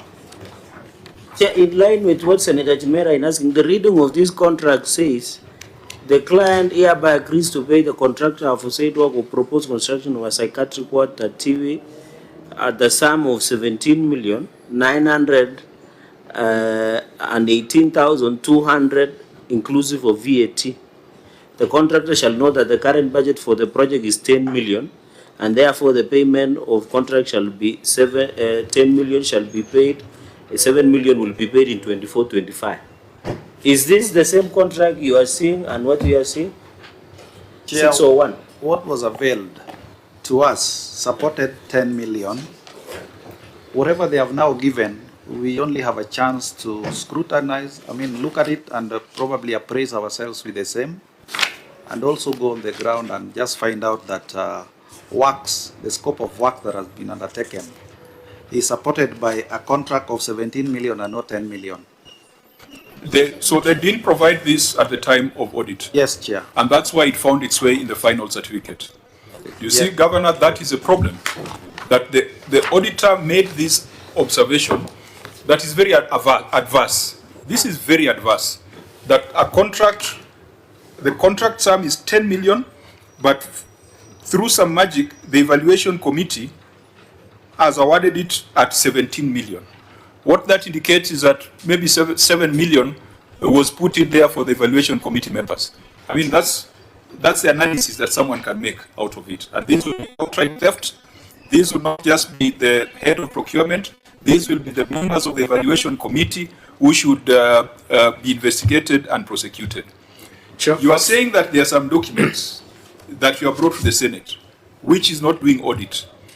Why didn't you provide these documents to the auditor when they're on the ground? The information I have is that this document is the one which was provided to the auditors. The document which we have, which I've produced here, is the document which was produced to the auditors. Okay, Senator Chimera, then we give directions. Chair, you know, these projects usually they are quantified in nature. There's a value attached to a project, Chair. When you look at the documentation, and I want to speak on records because it's a house of records, Chair. Maybe perhaps and the county government should be faulted on the fact that if at all there was late provision of documents during the audit cycle, then that is wrong. But then again, Chair, looking at the audit query as framed, Chair, any layman basically would want to imagine this is a pure attempt on theft. But then again, the clarity is in this manner, Chair, and I'm not trying to answer the question on their behalf, Chair, but I've read the document, that contract. It says the contract price, Chair, is 17 million. It's there on the contract. And then again, it goes ahead to explain that the budget currently budgeted for is 10 million. And that in the next subsequent budget, I don't know whether that's what the county was trying to communicate, that in the next subsequent budget, Chair, it's going to be a 7 million payment to be done. So if you do 10 and 7, my son, Kendrick, will tell you, and he's 8 years old, will tell you it's 17 million, Chair. So, you know, that again puts the facts into perspective. So it's an issue between the Auditor General's office to clarify on the wording of the contracts. If the documents were availed then this should not have found its way as an audit query in this manner, Chair.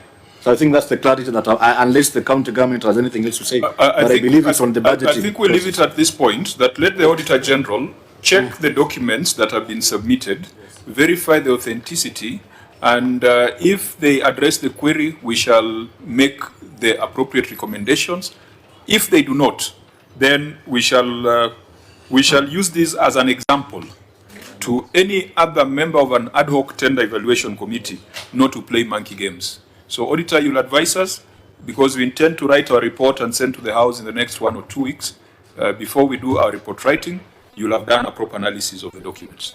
Chair, Leonard and your team, the OAG, maybe the governor, this is better answered by the governor, or both, no, the OAG. You know, Chair, this issue should have not been escalated up to this point. Exit, entry, management, governor, who is the highest ranking officer who normally engages OAG? Should be the CC.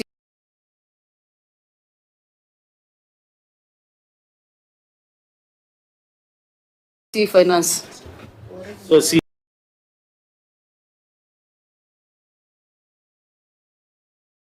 CC, Governor, you have never found time to meet the OAG at any given point?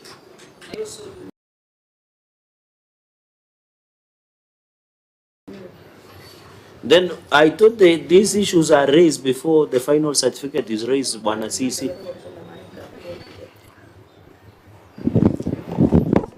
Yes, Honorable Member, they are raised before the certificate is issued. Normally, there's a management letter that we respond to. Thereafter, where is the hub based? Is it in Mombasa? Not be 3 days. The only comment I can give, yes, northern Kenya, but people say it was nearer from Mandera to Nairobi, but far from Mandera to Garissa. But that's a story for another day. I think my advice to the governor is you should be keen. If these issues through the chair can be resolved at that, we would not be going through such issues. Thank you. Chair, Patrick, please allow me to say that during the audit process, the auditor uses what we call evidence tracking sheet. And in that sheet, they are able to document the information which was asked, who was asking, the number of times it was asked, and when it was delivered. So that evidence is there in the file, Chairman. So, and indeed, if it contradicts what the governor has stated, for the first time, we'll cite someone for lying under oath. So please go review the documents that were presented to you. If this is not what was presented to you, then someone must take responsibility and must be held to account for perjury. Let's proceed to Kwale Stadium. Governor, Do we have Kwale Stadium? Or it is like the one in Bungoma where there are offices but no playing field? Kwale Stadium is there. It's complete? It's complete.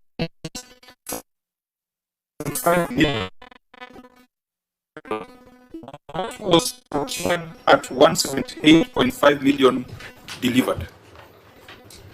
Chair, we can confirm that the stadium is complete and in use, and the amount spent, the people of Kwale are now deriving value for money from the same. The lawfulness and procedural issues that you cited? The lawfulness issue, I don't think they have a cure because the issue that we raised here was the contract was signed on 6th February before lapse of mandatory rest period of 14 days. We will have to live with that. So these are the professional negligence that we've been talking about from the beginning. Yes. Fine, we shall Chair, deal with maybe, Governor, maybe this stadium was used during one of the national celebrations. Was this in partnership with the national government, and is there now a canopy? It was there. It is the county office. Governor, be on record when you're responding. Canopy is there. There's part which was done by the national government, but we are talking about the part which was done by the county government. The better part of the stadium was done by the county government. Okay, because when we visited in 2022, largely it had been done. Okay, anyway, members, let's move a bit faster. Fruit processing plant. Governor, is your fruit processing plant working? And what kind of, what's the product out of it? The fruit processing plant is still under construction. We are now at phase 3. We are doing the fruit processing plant in phases. Auditor General, what were the irregularities you cited in its construction? Were they procedural, or was there outright theft of public resources? These were procedural violation of existing procurement laws. Again, professional negligence? Yes, Chair. So we keep this in view because the project is still going on. Market stalls at Msambweni Hospital. Governor, are these complete? They are complete. And traders are in them? They are not like the other one? Yes, they're in use. They are traders. It's in use? Yes, it's in use. So, Auditor, here, was it a value for money question or it was a lawfulness question? It was but you can also confirm that they're complete, or you need to go yes, back Chairman, to we were there on the 2nd of this month, that is on Monday, and our teams confirmed that they are complete. Fine. So all these issues we have talked about where the Public Procurement and Asset Disposal Act have been violated, professional sanctions must be recommended on the head of that function. And of course, where an accusation of loss of funds, investigation and prosecution will also be recommended. Trade revolving fund management system, again, is a violation of the Procurement and Disposal Act. Is it just an issue of lawfulness or there is loss of funds? Lawful, value for money. Value for money? Value for money, Chair. If it's a value for money question, and perhaps considerate of the time, we shall review the written responses and make appropriate recommendations. Market stalls at Kigato. Governor, are these complete? They are not yet complete because we have an issue with the Kenya School of Government on the ownership of the land. Kenya School of Government is a distinct entity such that you would know that this land belongs to KSG, this land belongs to the county government of Kwale. In between, where we are doing the stalls, there is a dispensary, government dispensary. There's also a VTC. So I don't know why they brought an issue on this one, and yet we have a dispensary which has been there for long, and also a VTC which has been there before devolution. What are the measures you're taking to resolve the dispute? We have engaged the KSG, we've written to them, and we've had several meetings with the director. Are there correspondences in the files before? Yes, yes, yes. On which page? Annexure 15. Because that's a concern of the Auditor General. There was no evidence that the county made efforts to revive and complete the project. Annex 15 is volume 3 or volume 2? Page?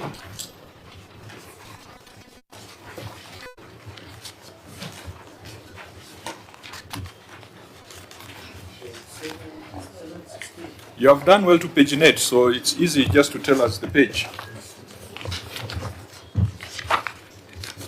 Where is it? It starts from here. Yes. Going this way or going this way? This way. But that's budget estimates. Page 752. Page 752.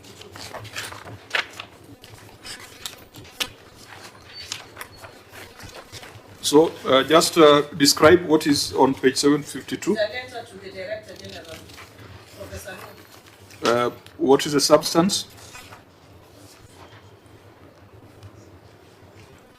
Just summarize the substance. It's just allowed to ask for KSG to allow county government to proceed with construction. So you acknowledge that the land belongs to KSG? Yeah, the land belongs to KSG. So nani mchokozi? Because they allowed us to do dispensary and VTC. And through public participation, community requested that we do stalls so that those patients who come to the dispensary and also those who go to the VTC, they can get some commodities from Governor, that's very kienyeji. You infringe, you trespass on my property once, I keep quiet. You do it twice, I keep quiet. Then you expect the third time I should be quiet because I didn't raise an issue in the first two instances. We assumed it's government land, they will not have issues. You head the county government of Kwale. You don't head the national government of Kenya. True. I think we don't need to be too casual about these things. You've got a county attorney. County attorney, is this the kind of advice you have been rendering to a governor who is also a member of your profession? Because if the governor was a Kaya elder, we would doubt her legal judgment.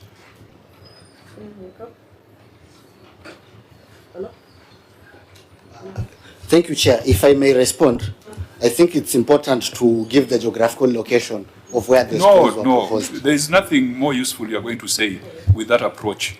The governor has confirmed, and this letter, the way it is written, you are seeking the permission of KSG to use their land. It is your responsibility to provide proper advice before execution of projects. I'm well guided, Chair. Yeah, because otherwise we will also be reporting you to the Law Society of Kenya. I'm well guided, Chair. Fine. So we keep this in view and encourage the governor to use proper legal means to ensure that projects do not stall due to lack of ownership of land. Construction of market stalls at Msambweni Hospital, is this the same thing that we are dealt with? Yes. Electrification of market stalls, 7.9 million had been spent for electrification of market stalls in Pongwe, Kikoneni, Samburu, Chengoni, Kinango, Puma, and Wang Ombeni wards.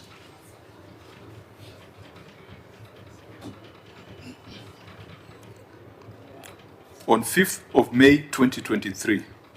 Governor, why would this be pending for that long? I think the first contract was terminated. It has been given to another contractor who is on site. So the works are on progress. But the contractor had already been paid 7.9 million. So what was delivered for 7.9 million? The contract sum was 7 million. 7.9 million. Auditor General, you are saying the contractor was not on site after being paid an amount of 7.955 million. No, he was paid 4.6. So, Auditor, you are the professional who went on the ground. I will trust you more. How much was the contractor paid? The contractor, as at October 2025, the contractor was not on site after being paid an amount of 7,955,379. And you are basing that on a payment voucher or actual transfer to the contractor? On an invoice or a payment? Several documents, Chairman. Several documents. Yeah. Governor, your figures cannot be different. We have attached payment vouchers, payment certificates and vouchers. No, Governor, that's not useful because you want us to audit now. The audit was already done. The auditor reported that 7.9 million had been paid. It was your duty to challenge that in the management letter. The CC in charge is here. And it was a duty of the CC in charge to do that at the management letter, not at the Senate.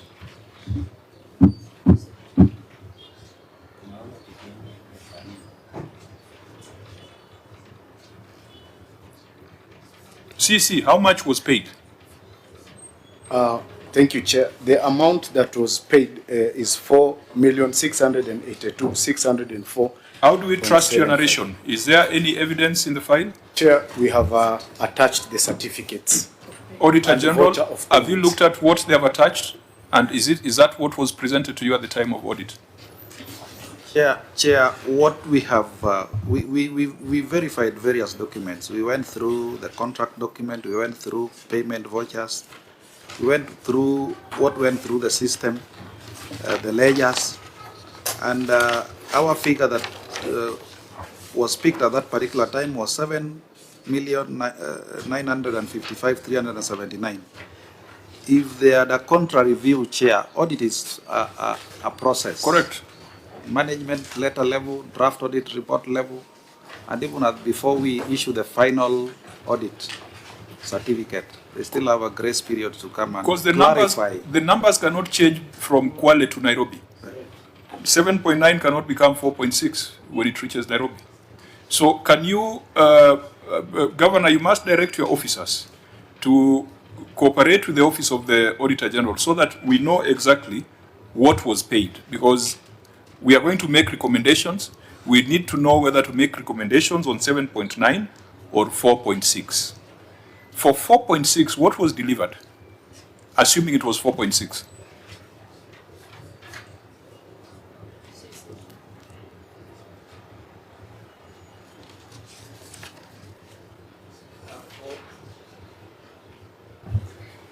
For the 4.6, it was the electrification of the various markets. So the wiring, the putting of the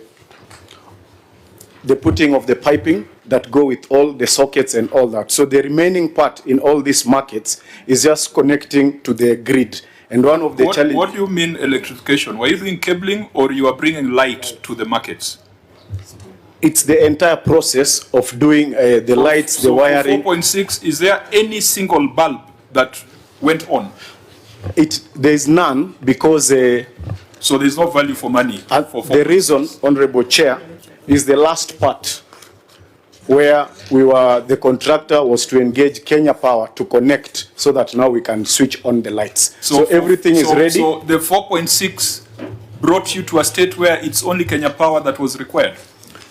Yes, the last bit that is remaining now.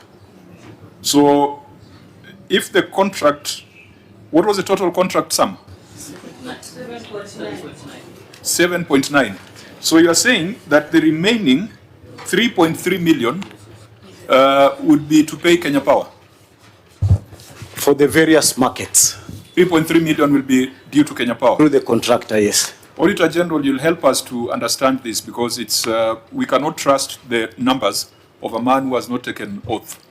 So you are the ones who are going to help us to understand this before we do our report writing. Noted, Chair. Samburu Public Library. Governor, It's complete. As at the time of audit, it was incomplete. It's now complete. But at the time of audit, it was incomplete. Yes, that time. It's now complete. Auditor, have you had a view on this? Chair, it is also one of the projects we verified on the 2nd of this month, and we confirm that it's complete. It is complete. Yeah. Kwale Library? Is complete and in use. Even though at the time of audit, it was not complete.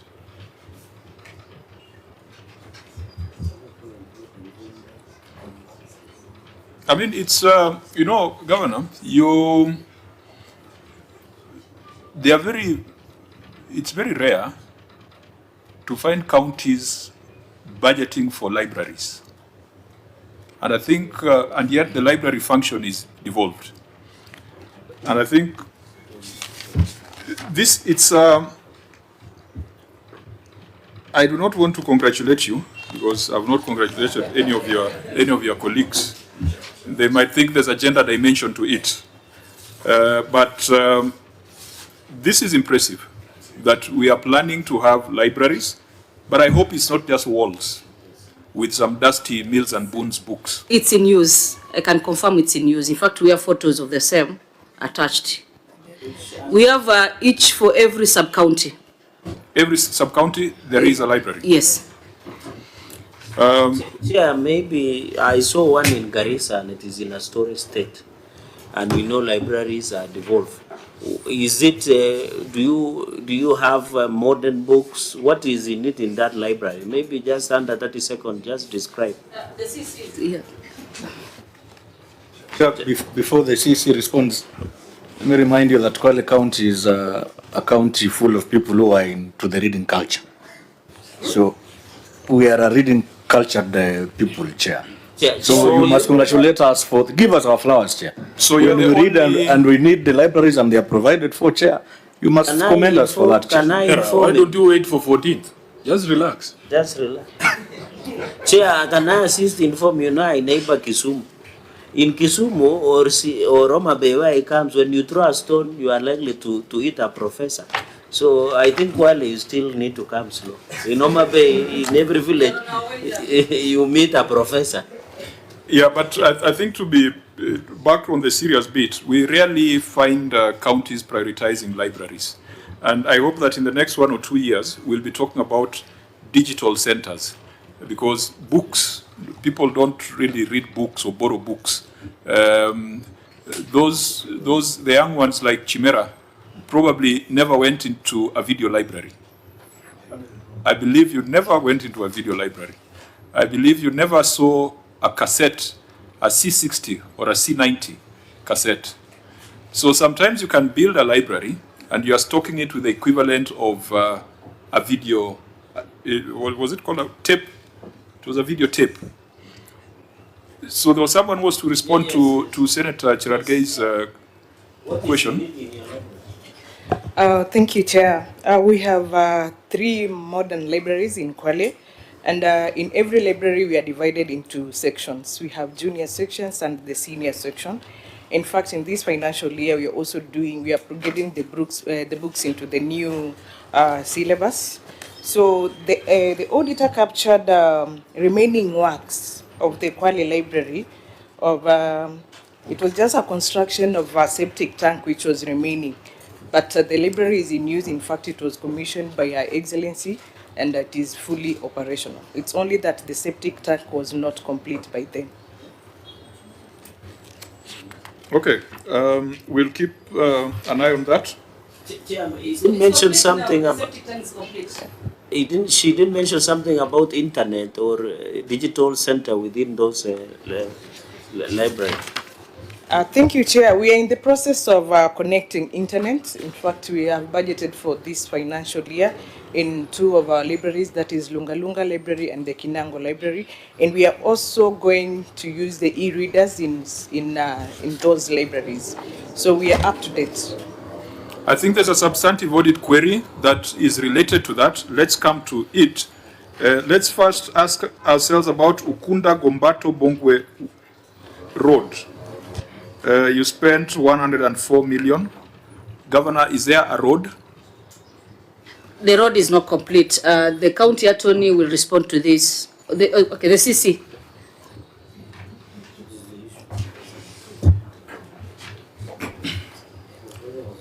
Chair. Yeah.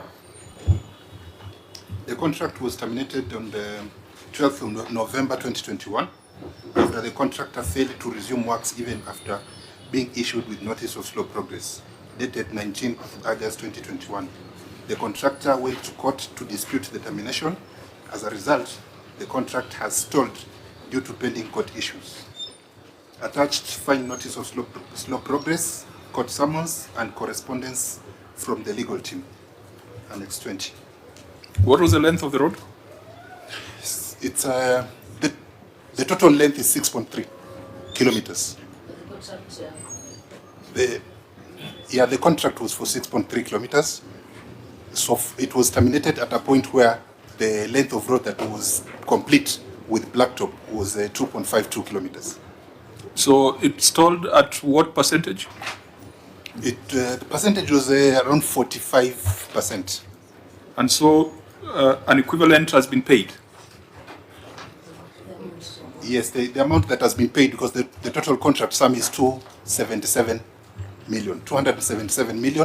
We've only paid as stated, which is way less than the 50%. So I hope this has also been captured in the contingent liabilities. Auditor, if you look at their contingent liabilities, all these matters that are stuck in court, contractual matters that are stuck in court, have they disclosed? No, not really, Chair. County Attorney, I think the last time you were here, we talked about contingent liabilities, because we have so far come across 5 issues where you are embroiled in court battles. How come you didn't do a disclosure of contingent liabilities?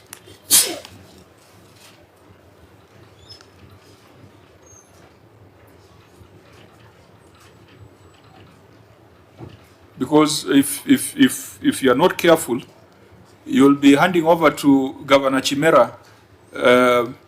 Is it called a Chimera's box? Or He's running for Senate. Are you running for governor? Why are you looking surprised? Chair, please, I'm not running for governor. You know, you'll make the governor who is seeking 2 terms with the president to look to be worried. We are both in the continuing dispensation. Correct. That will come, Chair. Yes. Everyone says what Raila told them in private, so I will not say what you told me in private. Sifuna told us to only listen to what Raila said in public. So we'll stick to that. Okay, let's come back to safer ground. Safer ground. We had asked the question on contingent liabilities. Can we get an answer?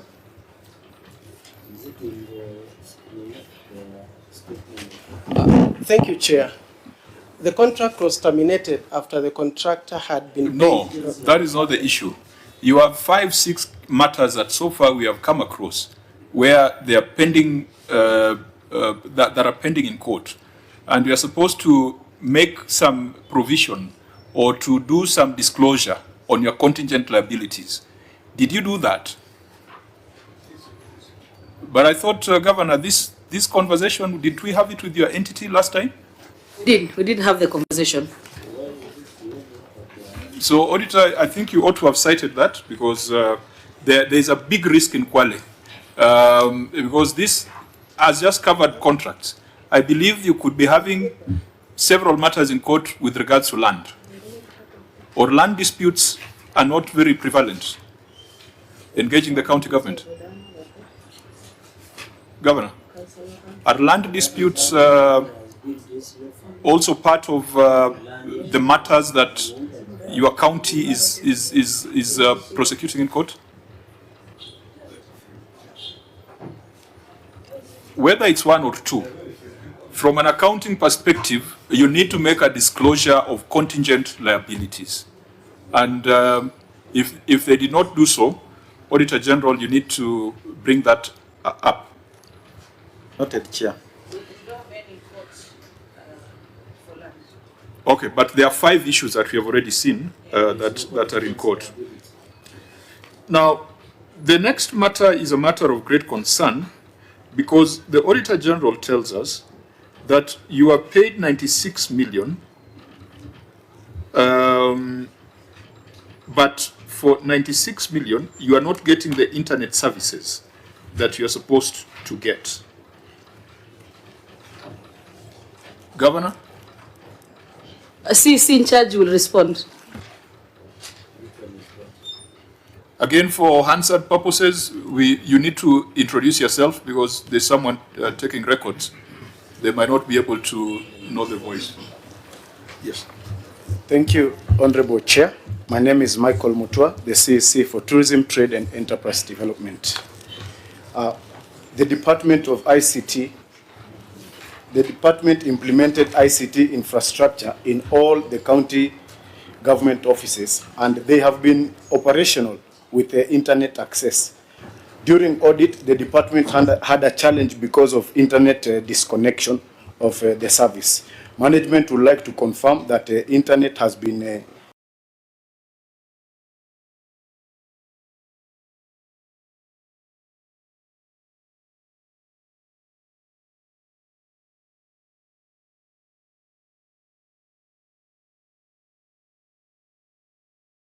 reconnected.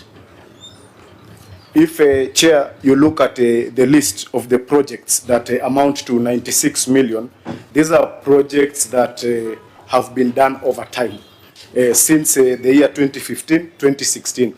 And most of them were connected and they were working until when the internet was connected and due to this was disconnected. And due to limitation of resources, we were not in a position to pay all the monies at once. But Honorable Chair, I wish to submit that we have since paid the service provider partly. And as of yesterday, internet had been reconnected, working in the Msambweni Hospital and the county headquarters. And we also have technicians on the ground looking at the infrastructure where it could have failed to make sure that internet will reach all the various points of the county. Thank you, Chair. This one, it will be upon us to make a determination whether you bought air or you are supplied air. Because we once went to a county to visit the mortuary working, that it has been working before. It's the same story that your officers are telling us, that when the auditor came, it wasn't working, but it has been working before.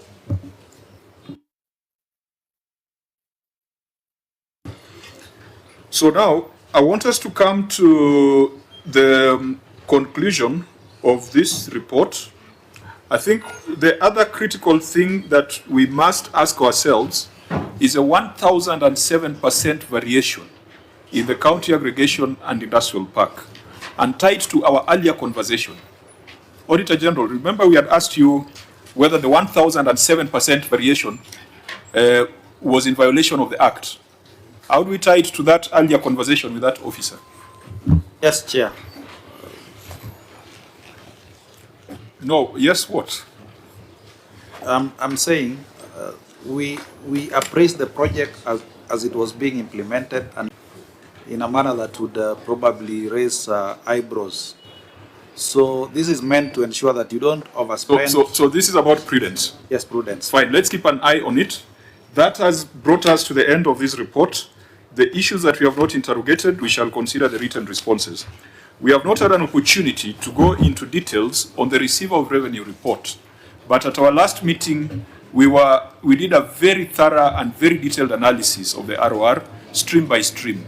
I hope the county has done a good job in terms of responding so that we can be able to adopt the written responses. Now, I want to bring this meeting to a close. Unless there is any other business, I will ask the governor if there is any remarks you want to make.